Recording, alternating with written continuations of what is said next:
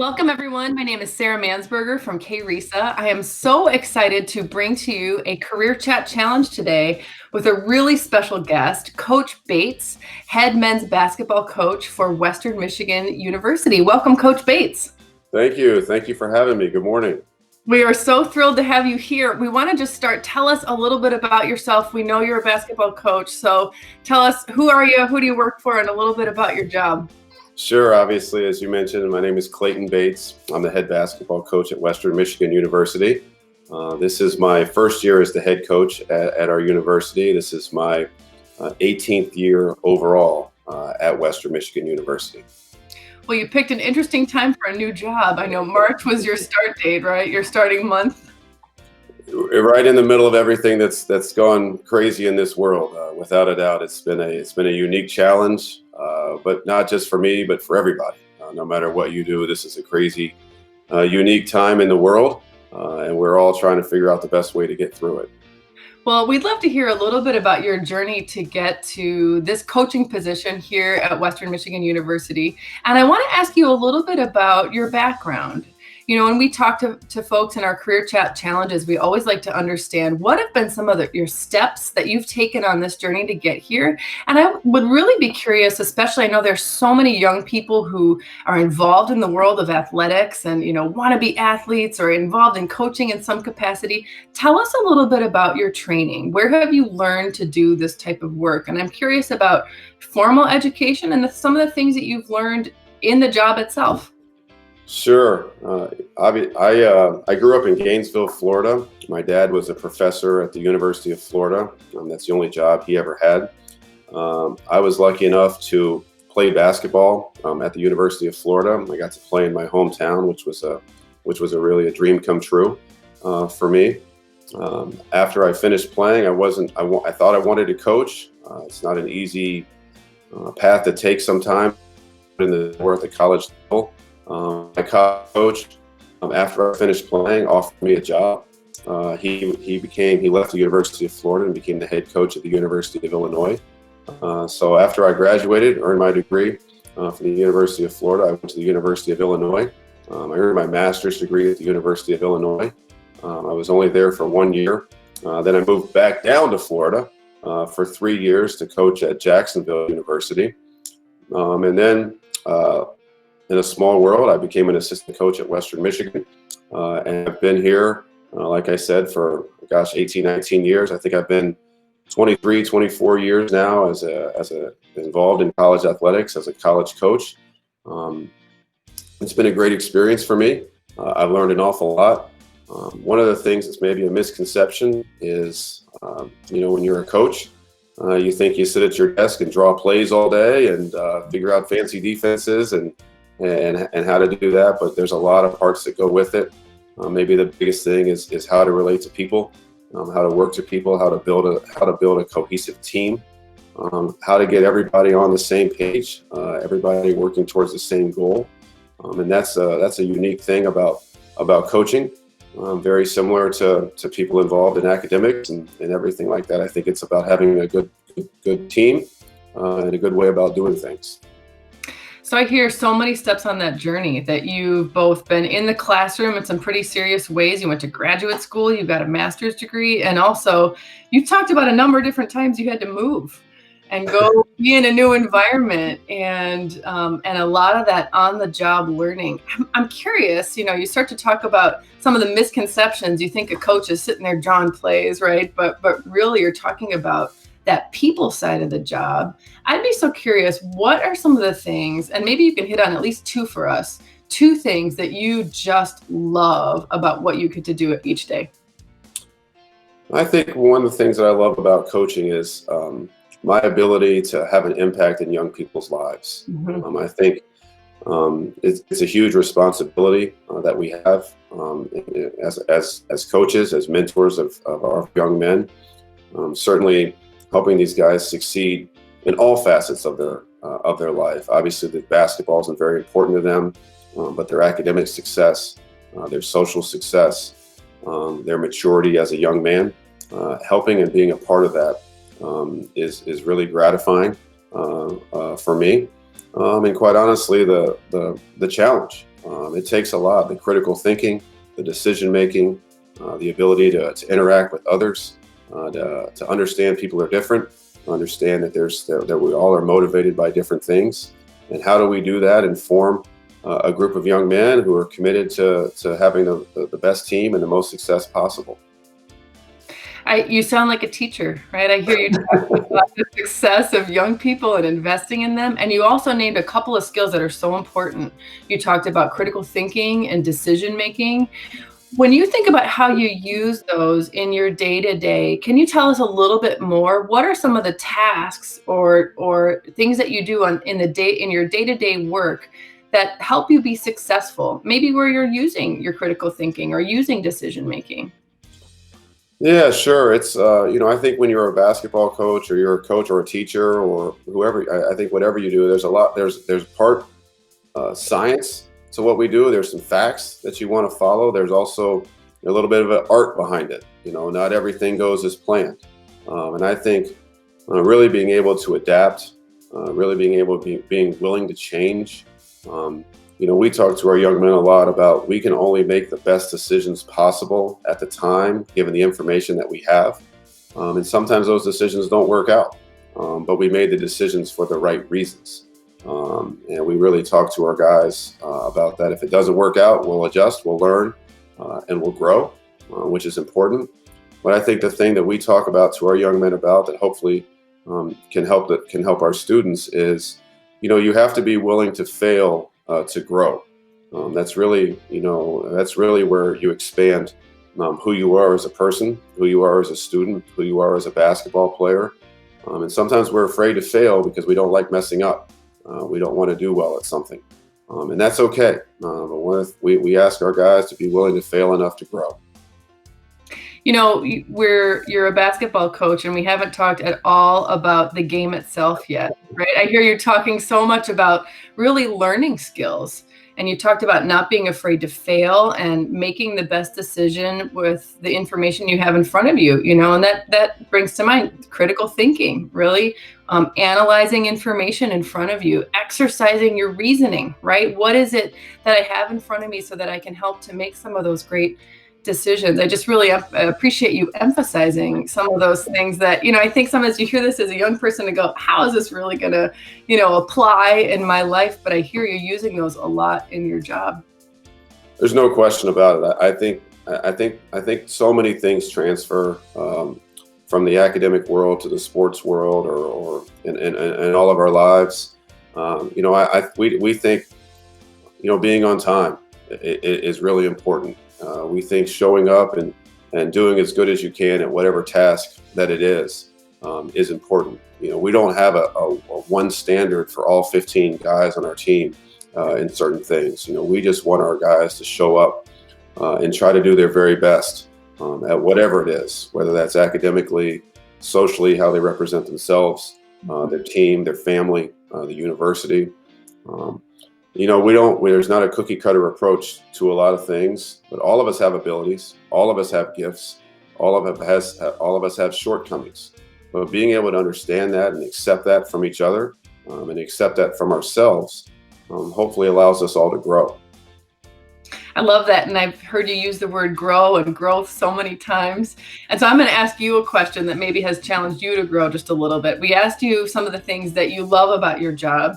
And we know that every job has things about it that we go, maybe if I didn't have to do this, I wouldn't be too upset. What are a couple of things that are hard or that you might not enjoy so much in the work that you do?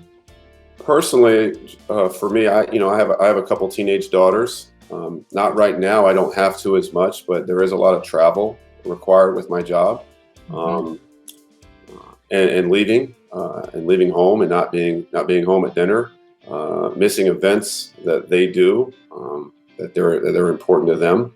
Not being around for some of those things sometimes is the hardest thing about my job. I would say that. There's always give and take with a lot of things. You have to make sacrifices sometimes. Life isn't always exactly a perfect work, home life balance, no matter what you do. And having to miss some things from a family aspect is really, really tough. sometimes for sure.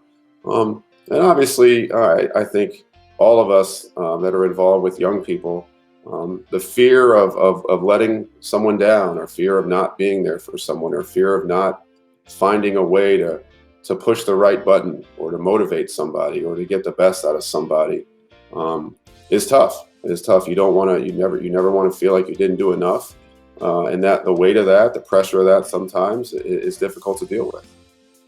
It's a lot to juggle and a lot to balance on one person, but we know you've had years and years of experience to be able to, get to the place that you are in today. I want to ask you a question about teamwork. So important, obviously, to the work that you do. When you think about what makes great teams, what comes to mind? Well, first of all, I think unselfishness. I think one of the things we ask our team is we try to put together a group of young men that the program, the team is bigger than ourselves, me included. Everybody involved with our program has to be willing to give a little bit of themselves for the greater good of the group. We also ask our guys to do what they do and do what they do well, and play to their strengths, and maybe sometimes be willing to play away from their weaknesses, because it's the best thing for the team. But there's a lot of parts to it. I think any successful team, no matter what it is, any successful team, business, organization, whatever, I think those people are all committed to being able to give a little bit of themselves to help the greater good, and are happy for team success. I think you have to have people who are willing and are bought into that concept. I really, I love the idea of that, that shared orientation toward the team, and saying, it's we before me. I also heard you talk about the importance of self-awareness, right? About individual team members knowing where they're really strong, and maybe knowing where somebody else needs to be the person to step in. I want to ask you one more question about teams, and it's specific to conflict. How do you help to resolve conflict on a team? Sure, there's always going to be some conflict. There's always going to be some ups and downs, some disappointments. I think the best way that we feel to handle conflict within our team, or if there's a situation arises, is we don't hold it inside, or hold a grudge. We want to have open dialogue. We want to be respectful of each other's views.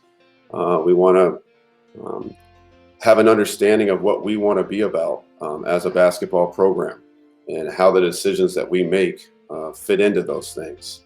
I think open communication, I think honest communication, I think a willingness to understand that someone's not always 100% right. There's varying views. That's okay. That's needed. That's important. But at the end of the day, a decision ultimately has to be made. And that decision's made, and we have to respect that decision and go forward in support of that. Sometimes it's going to work out for me. Sometimes it's going to be my way. Sometimes it's going to be someone else's way.